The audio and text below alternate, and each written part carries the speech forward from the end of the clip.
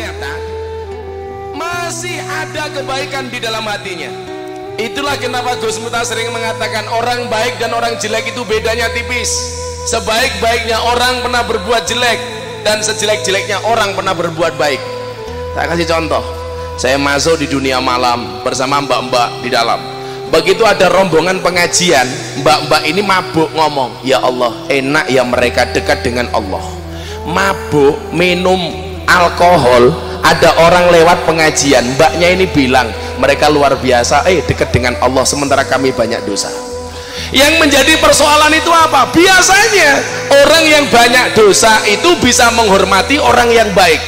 Yang menjadi persoalan adalah orang yang merasa baik biasanya tidak pernah menghormati orang yang jelek. Itu fakta, dan maka saya sering mengatakan apa? Jangan pernah menghina pendosa seolah-olah kamu tidak pernah berbuat dosa. Kayak mesti mau bosok kali ya. Saya sering mengatakan apa? Orang baik itu kalau didatangi orang jelek biasanya meremehkan. Contoh Jumatan. Begitu kita Jumatan, tahu-tahu anak kafe datang dengan badan yang bertato.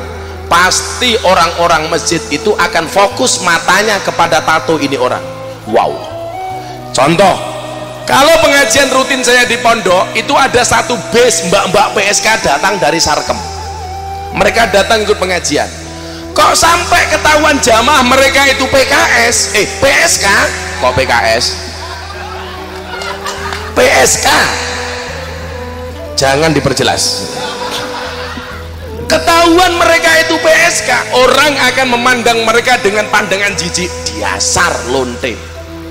Orang-orang baik ini kemudian apa? Dia lupa firman Allah, fala tuzakku anfusakum huwa a'lamu bimanittaqo. Jangan merasa sok suci. Kenapa? Karena dia Allah yang paling tahu siapa di antara kalian yang paling bertakwa. Maka kemudian pandangan yang saya pakai untuk memandang mereka dengan kacamata apa?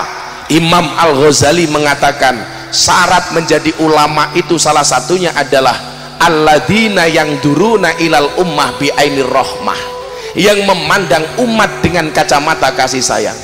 Maka saya tidak pernah membenci para peminum. Di mana-mana ada peminum saya datangi. Bahkan mereka bikin paguyupan namanya pangunci. Apa kuwi pangunci? Paguyupan ngunjuk cium. Mereka minum, saya datangi. Saya banyak belajar kesetia kawanan itu dari para pemabuk, dan wong mabuk ku setia kawan. Wong mabuk itu cinta dengan teman. Bagaimana tidak? Begitu dia minum, ayo bro, kowe minum, gantian. Coba kadang-kadang kita itu kiai-kiai disuruh bersatu itu lebih susah menyatukan kiai daripada menyatukan pemabuk. Beneran, beneran. Mang takon guse gitu, mang takon. Maka kemarin saya bilang kadang-kadang kita sendiri orang NU itu nggak bisa bersatu ya. Banyak orang NU potensi malah kemudian dihasuti. Saya sering mengatakan begini, di NU itu kan yang sering dipermasalahkan satu masalah nasab. Ya, saya dulu pertama kali masuk Jogja Miftah itu nasabnya siapa? Soal nasab. Begitu orang tahu saya keturunan Bahasan Besari Ponorogo, sudah tidak lagi mempermasalahkan nasab, tapi mempermasalahkan apa? Nisab. Nasab itu tidak berbanding dengan nasib, apalagi dengan nisab. Apa bedanya kiai dengan Habib? Beda. Kalau kiai itu nasab, kiai nasib. Kan gak semua anak kiai jadi kiai. Tapi kalau anaknya Habib Syekh langsung jadi Habib, karena kemuliaan yang diberikan oleh Allah kepada para sayyid. Jadi mohon maaf, kita itu disuruh ngumpul, kadang-kadang kalah dengan para pemabuk. Wong mabuk kalian nggo botol siji, mabuk bro, oke, ngumpul, nyah. Pemabuk-pemabuk yang sekarang ikut saya semuanya begini. Jangan bilang alhamdulillah, dulu mereka begini pakai botol, sekarang mereka begini pakai galon. Oh, gede banget ya malah. Saya datangi mereka minum. Saya datang, ora bosen mbok Kang. Dereng, terus no. Lama-lama malu. Jadi orang-orang yang keluar dari kafe dan dari lokalisasi itu tidak serta-merta saya pengajian mereka langsung keluar. Maka banyak orang mengatakan itu mubadir. Nanti dulu, kamu bilang mubadir dari mana? Maka ketika saya interview di televisi, ada kiai bilang begini, dakwah Miftah di dunia malam itu memalukan. Jawaban saya apa? Lebih memalukan mana ketika kita melihat orang bermaksiat diam tanpa memberikan solusi apapun kepada mereka. Senengannya kok jadi Gusti Allah dewe lho.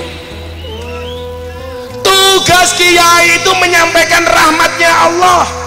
Maka mohon maaf, relasi kiai itu siapa? Malaikat Jibril menyampaikan rahmat. Kalau tugas kiai itu menghabisi umat, jangan berkorelasi dengan Jibril, tapi korelasilah dengan Israel. Pateni wae kono, kan begitu. Selama ini kita sering menjadi jaksa bagi kesalahan orang lain dan menjadi hakim bagi kesalahan-kesalahan kita.